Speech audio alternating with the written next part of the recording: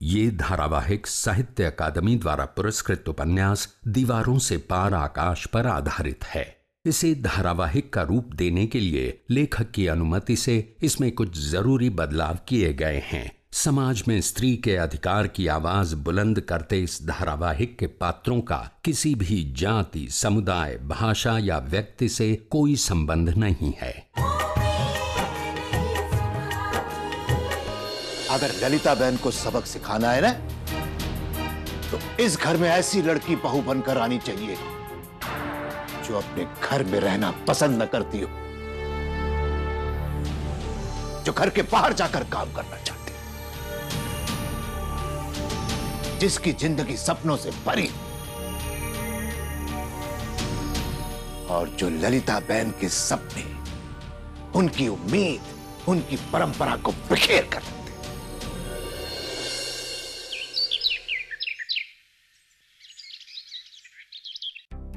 जय श्री कृष्ण। जय श्री कृष्ण।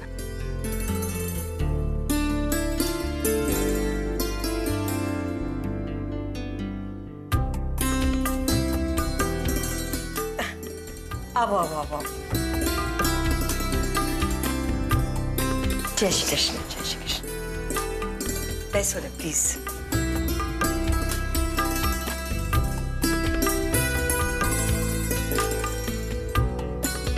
जय श्री कृष्ण। आप दोनों को आपकी शादी की 25वीं सालगिरह पे बहुत बहुत बधाई हो। बहुत सही वक्त पे बुलाया हम लोगों को। धन्यवाद पंडित जी, बहुत बहुत धन्यवाद। मैं आप लोगों का परिचय करवाता हूं। ये है व्योमेश की मंजू काकी। ये है व्योमेश की फईबा ललिता बहन।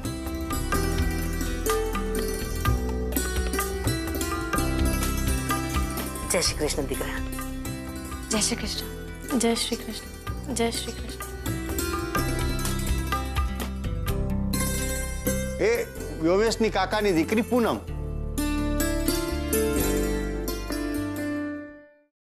मैं भी अपने परिवार का परिचय करा देता हूँ।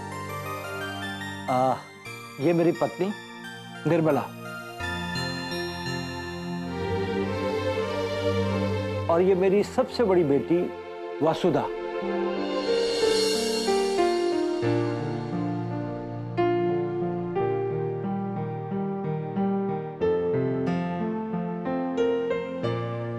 और ये मंजली रूपल, और वो सबसे शरारती छुटकी। जय श्री कृष्ण। ओळखू छू, घुघरा बहुत तीखा था। संजय जिसका मैंने जिक्र किया है ना, जो मेरे ऑफिस में काम करता है, ये उनकी बुआ है। जय श्री कृष्ण। जय श्री कृष्ण। मैं संजय की माँ।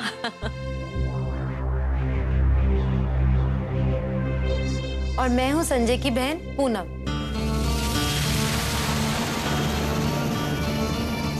आपने पंडित जी को भी बुलाया था और हमें बताया ही नहीं। अच्छा किया आपने पंडित जी को भी इनवाइट किया। चंद्रकांत भाई ने बुलाया तो उनको कैसे मना कर सकता, इसीलिए उन लोगों को लेकर आ गया। बताइए चंद्रकांत भाई, किस लिए बुलाया हमें? कुछ गलत फहमियां थी, उन्हें दूर करनी थी।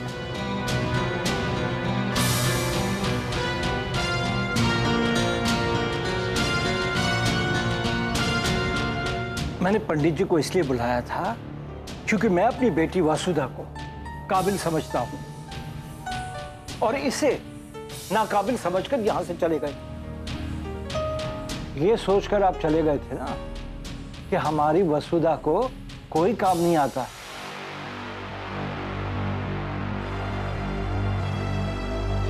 ठीक कहा ना पंडित जी? हाँ जजमान, आपकी इसी बेटी ने तो बताया था।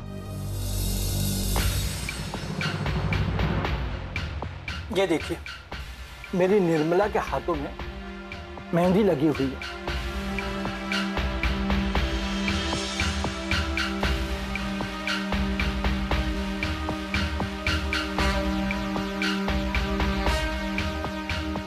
आज सुबह ही लगवाई है।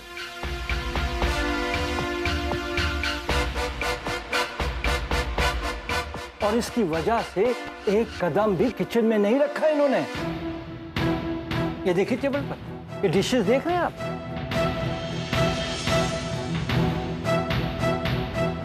ये सब मेरी बेटी वसुधा ने बनाई है। वसुधा ने।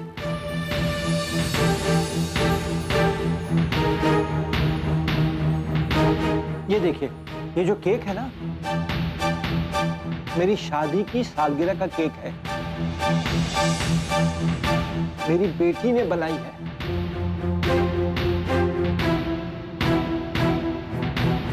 और आप कहते हो उसे कुछ आता ही नहीं। अगर अभी भी आप लोगों को यकीन ना हो तो बनवा के देख लीजिए। कोई भी डिश आप खाकर देखिए, सब लाजवाब है। मेरी बेटी वासु ने बनाया। वासु।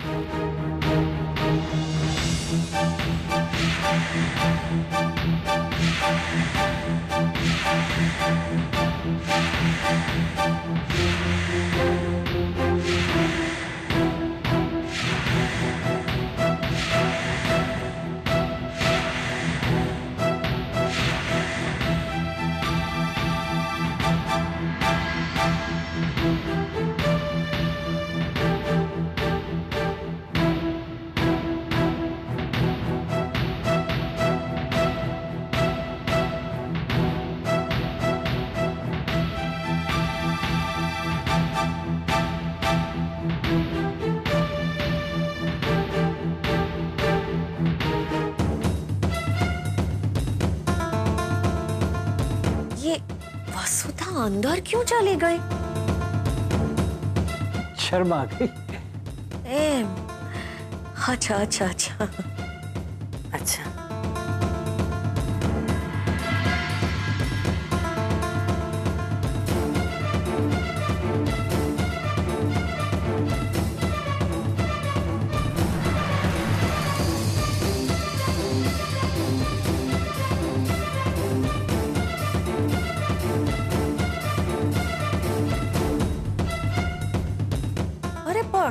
ये दोनों अंदर क्यों चली गई? सचमुच मुझे बहुत बड़ी गलतफहमी हो गई थी, मगर अच्छा किया कि आपने हम लोगों को दोबारा बुला लिया। ये क्या पंडित जी, इस गलतफहमी में तो हमारे व्योमेश का इतना अच्छा रिश्ता तय ही नहीं हो पाता। आपण हूँ शुरू करूं, कुगरा करे कर दिखा आता। आज मेरी शादी की 25वीं सालगिरह है।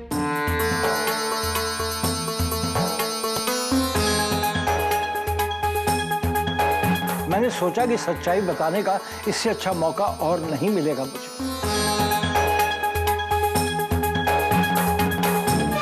मैंने अपने घर वालों को नहीं बताया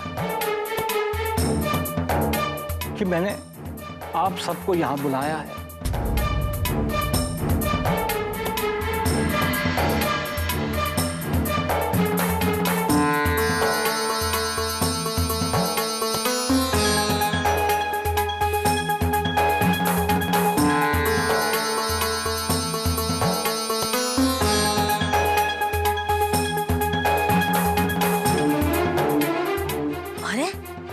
ये भी शर्मा गई क्या?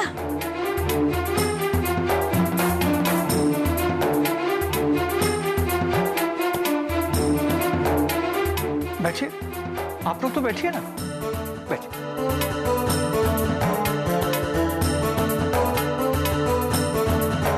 हाँ तो पंडित जी, मैं क्या कह रहा था?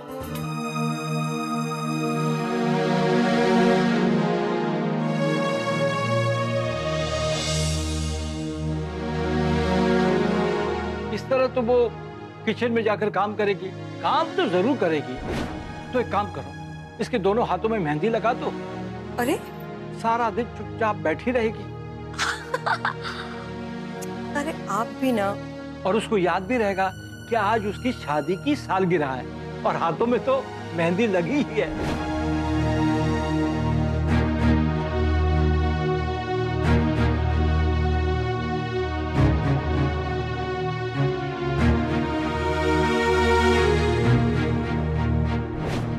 हम ऐसा करते हैं कि शादी की सालगिरह हम लोग घर में ही मनाएंगे।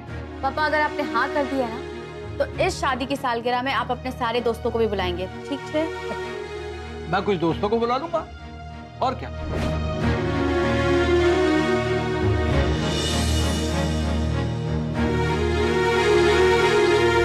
अरे बेटा, मेरे ऑफिस में संजय नाम का एक लड़का है, कुछ ही दिन पहले ऑफिस ज्वाइन किया है, उसके घर वाले आ रहे हैं। मुझे तो लगा कि आपने नंदू भाई और उनके साथ और लोगों को बुलाया होगा।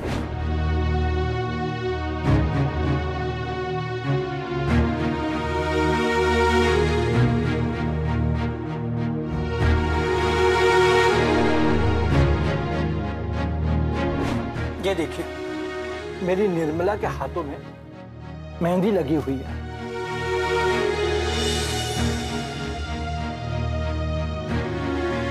आज सुबह ही लगवाई है, और इसकी वजह से एक कदम भी किचन में नहीं रखा इन्होंने।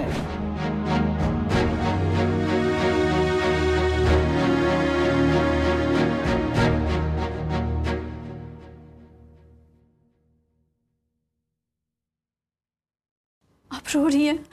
मत रोइए बहन, आप प्लीज मत रोइए आप।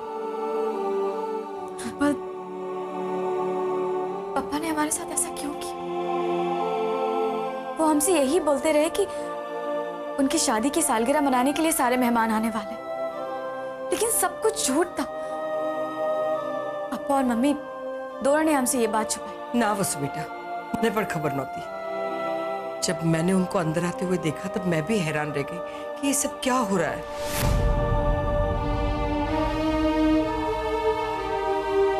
मम्मी, मतलब पापा सब कुछ पहले ही सोच समझ कर रहे थे।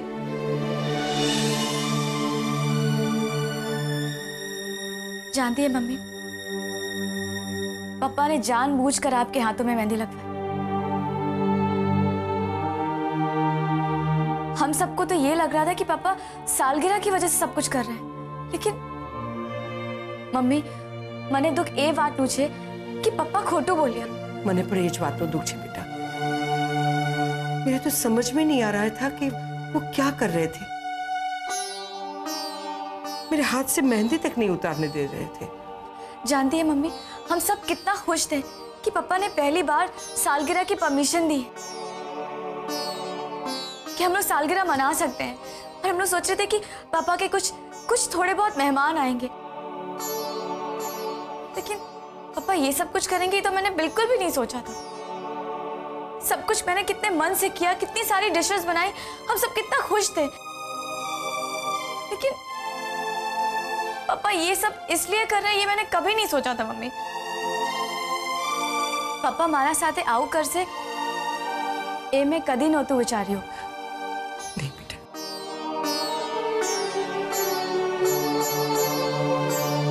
मम्मी, हम लोगों ने तो सोचा था कि हमने पंडित जी को धोखे से भेज दिया तो बात खत्म हो गई, लेकिन इसका बदला पापा इस तरह से लेंगे पता नहीं था। तुम चिंता मत करो बेटा, मैं हूं ना, मैं बात करूंगी उनसे। हाँ, हमें तमें शू बात करशो मम्मी? बात करने के लिए तो उन लोगों को पापा ने बुलाया था ना। बात तो हमें पूरी थई गई ना। हाँ मम्मी, कम से कम आज तो पापा को ऐसा नहीं करना चाहिए था ना। हाँ मम्मी, अगर पापा को उन लोगों को बुलाना ही था तो हमें पहले बता तो देना चाहिए था ना। वो तुमने लोगों ने कहती थी ना बेटा, कभी कभी उम्र गुजर जाती है लेकिन फिर भी दो जन एक दूसरे को समझ नहीं पाते। शायद मैं भी तेरे पापा को समझ नहीं पाई हूँ बेटा, मुझे माफ कर दे। मम्मी, प्लीज मुझे माफ कर दे।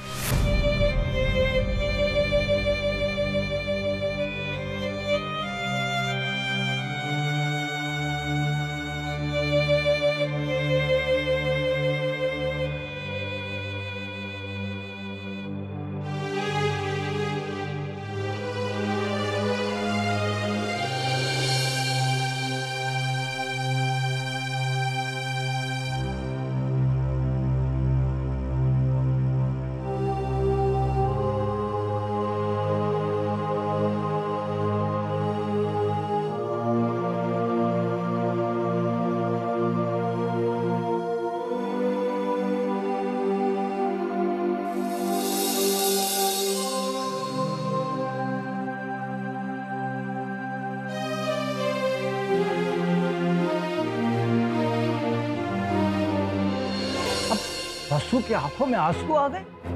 क्यों? मुझे नहीं मालूम, लेकिन तुम्हारे आंखों में आंसू क्यों? बच्चों की शादी पे माँ बाप खुश होते हैं।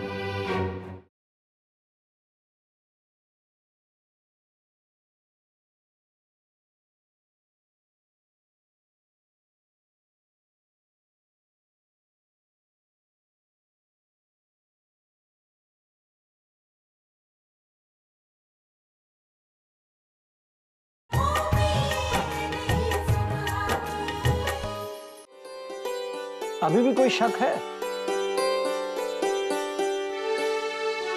अगर आपके मन में अभी भी कोई शक है तो आप चाहे तो मेरी बेटी को जैसा भी चाहे परख सकते हैं। इसीलिए तो मैंने आप सबको यहाँ बुलाया है। नहीं नहीं जजमान, अब हम समझ गए। मेरा दिल तो पहले से ही नहीं मान रहा था। इतनी सुंदर, सुशील और संस्कारी लड़की, और ऐसा कैसे हो सकता है कि उसे घर का कोई कामकाज ही ना आता हो? सब कुछ आता है उसे, सारे गुणों से भरी हुई है। लेकिन मैं इस बात को बर्दाश्त नहीं करूंगा कि अगर आप ये समझ रहे हैं कि हमारी बेटी आपके घर की बहू नहीं बन सकती। माफ कीजिएगा चंद्रकांत भाई, जिस गलत फहमी की वजह से ये बात अधूरी रह गई थी उसे आज पूरी कर लेते हैं। चंद्रकांत भाई, जाग गया थे आरती सवार, मगर आपने सही वक्त पे हम लोगों को बुला लिया, वरना हम लोग तो दूसरी शादी की बात पक्की करने ही जाने वाले थे। चंद्रकांत भाई, आपकी बेटी वसुधा तो मुझे पहली नजर में बहुत पसंद आ गई थी, और इसीलिए मैंने पंडित जी को आपके यहाँ भेजा था रिश्ता लेकर। मंजू, व्योमेश नो फोटो लाओ। आपको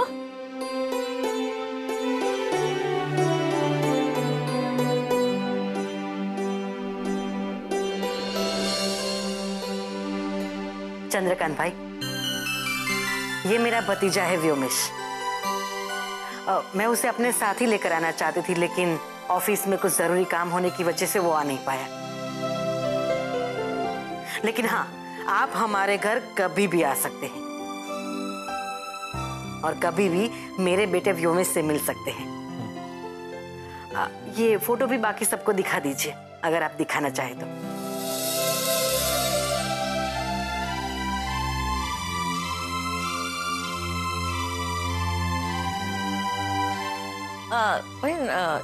छोकरी तो हजी भणे छे ने? हाँ, कॉलेज में है, ये उसका आखिरी साल है। अगर आप चाहें तो कॉलेज से भी पता कर लीजिए, कॉलेज में अव्वल आती है मेरी बेटी। नहीं नहीं चंद्रकांत भाई, इसकी कोई जरूरत नहीं है। अब हम सब अच्छी तरह से समझ गए हैं कि आपकी वसुधा कितनी काबिल है। ऊपर वाले का शुक्र है कि सारी बातें साफ हो गई। और भाभी जी कहाँ चली गई?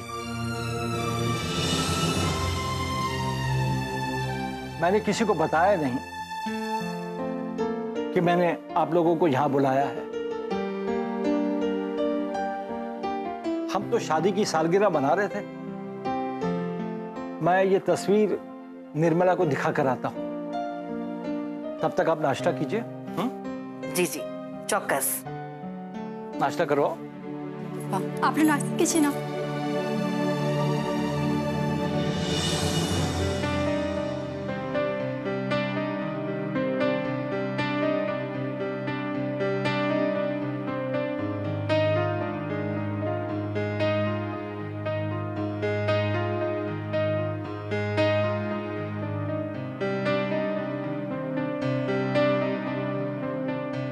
तो वहां से क्यों चली आई? आपको इसी तरह से हमारी शादी की 25वीं सालगिरह मनानी थी, इसी तरह से हमारे बच्चों की खुशियों को मिट्टी में मिला देना था। ये सब करने के लिए आपको आज ही का दिन मिला था। इस मौके पर कितने खुश थे बच्चे, वसु कितनी खुश थी, अब अपने कमरे में बैठकर रो रही है। अरे, मैंने क्या गलत कर दिया? खुशी के मौके पर खुशी की बातें करने के लिए मैंने उन्हें बुलाया था। अब वसु की आंखों में आंसू आ गए। क्यों? मुझे नहीं मालूम, लेकिन तुम्हारे आंखों में आंसू क्यों? बच्चों की शादी पे माँ बाप खुश होते हैं। ना कि दुखी होते हैं। क्योंकि आपने हम सबको धोखे में रखा।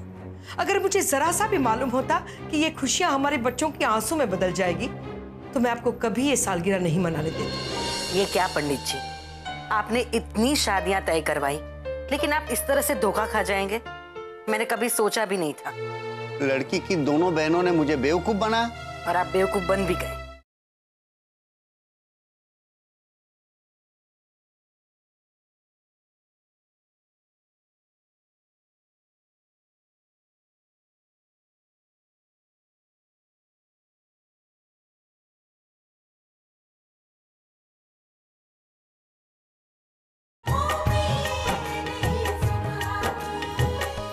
आज मैं कितनी आसानी से सब बातें उनके सामने रख सकता था, किसी और दिन नहीं रख सकता था। मैंने उन्हें यहाँ बुलाकर दिखा दिया, समझा दिया कि मेरी बेटी क्या है, कितनी काबिल है। एक बार आप हमें बता तो देते कि आपके मन में क्या है। दुख तो इस बात का है कि आपने हमें बताना जरूरी तक नहीं समझा। आपने आज फिर से उन लड़के वालों को बुला लिया है। क्या बताता, किस लिए बता देता? इसलिए कि तुम कोई और खेल खेलती या धोखे से लड़के को भगा देती, जैसे बच्चों ने पंडित को भगा दिया था। लेकिन जब मुझे पता हो कि इस घर में वही होगा जो मैं चाहता हूं, मुझे मालूम है कि तुम मुझसे ज्यादा अपने बच्चों को चाहती हो। हाँ, क्योंकि मुझे मेरे बच्चों से बहुत प्यार है, मुझे उनकी खुशियों का ख्याल है। क्या मुझे अपने बच्चों की खुशियों का ख्याल नहीं है कि ये सब मैं अपनी खुशियों के लिए कर रहा हूं? तुम घर में बैठी हो, बाहर जाके देखो क्या हालत है, तब समझ में आएगा। मैंने अच्छी तरह से सोच समझ लिया है, मैं ये रिश्ता अपने हाथों से नहीं जाने दूंगा। पता नहीं आपने क्या देखा है, क्या समझा है। मैंने तो कई चीजें थी समझा। निर्मला, वक्त आने पर सब समझ जाओगी। फिलहाल ये लड़के की तस्वीर है, अच्छी तरह से देख लो और वासु को भी दिखा दो। मैं बाहर हॉल में तुम्हारा इंतजार कर रहा हूं और आज शादी की बात पक्की हो जाएगी।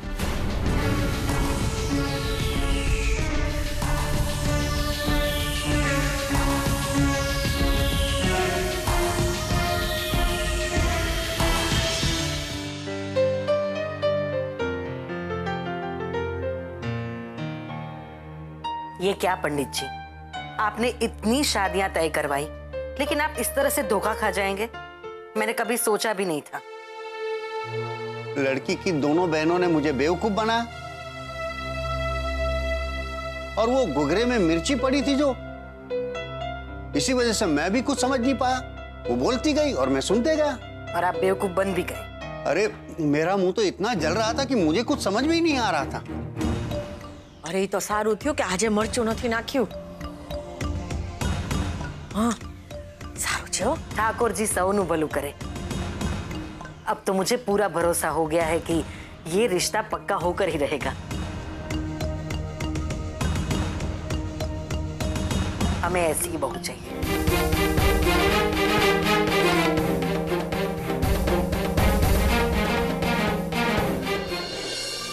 वसुधा ग्रेजुएशन कर रही है,